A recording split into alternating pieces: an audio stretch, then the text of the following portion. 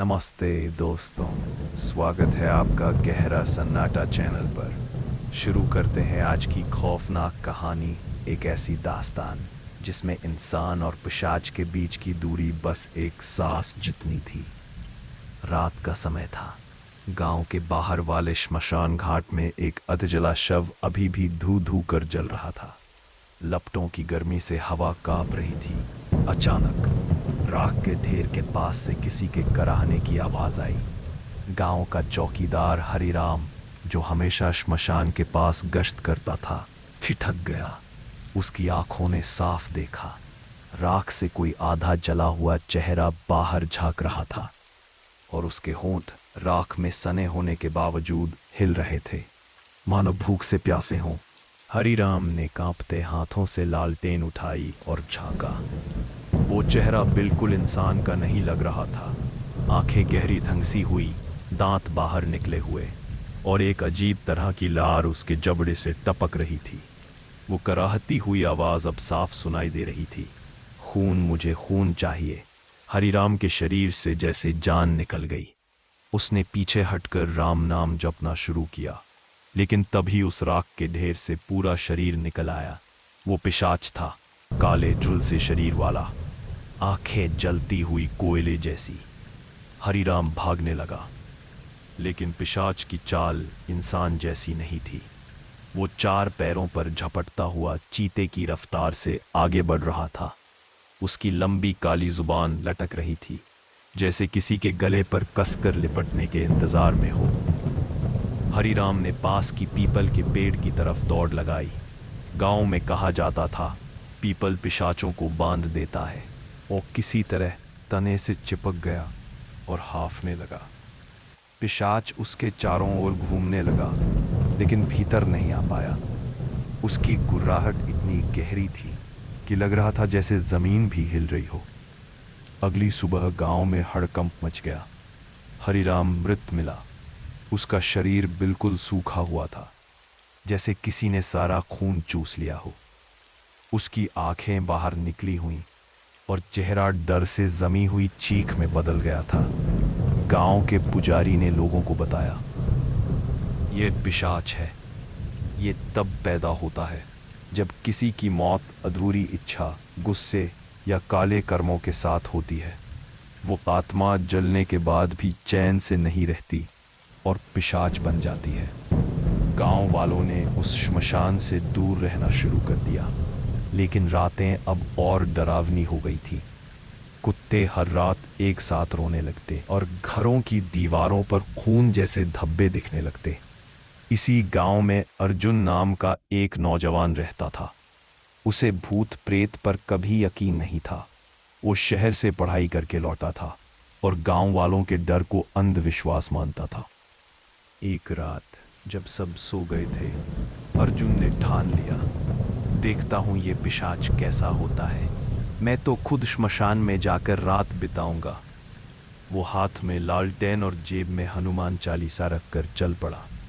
श्मशान पूरी तरह सुनसान था। हवा में जले शव की गंध अब भी थी। अर्जुन ने अपनी लालटेन जमीन पर रखी और हंसते हुए कहा, लो मैं आ गया।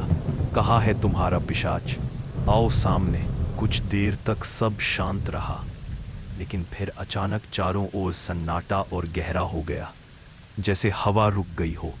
पेड़ स्थिर हो गए। फिर राख का ढेर हिला। उसी राख से वही आधा जला हुआ पिशाच बाहर निकला।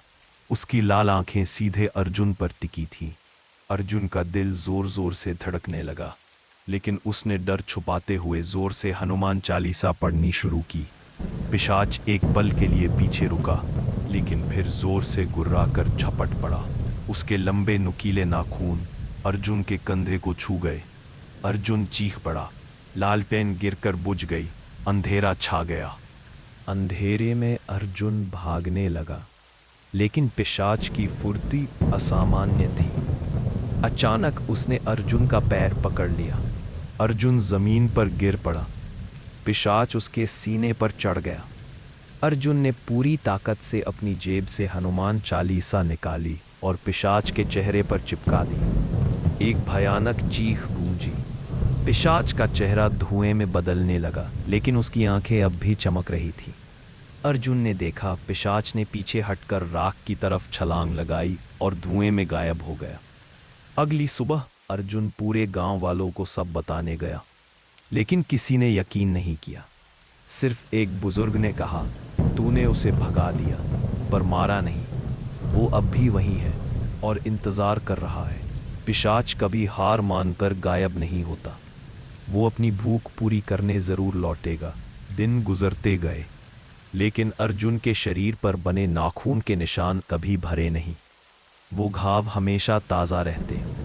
रात में अर्जुन को अक्सर लगता कि कोई उसकी खिड़की पर खड़ा है।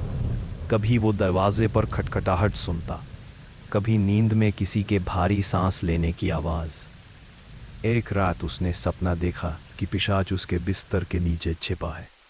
वो सपना इतना असली लग रहा था कि वो पसीने से तरबतर उठ बैठा, और जैसे ही उसने पैरों के पास झांका, उसे लगा कि वहां अंधेरे में दो जलती हुई आंखें चमक रही हैं।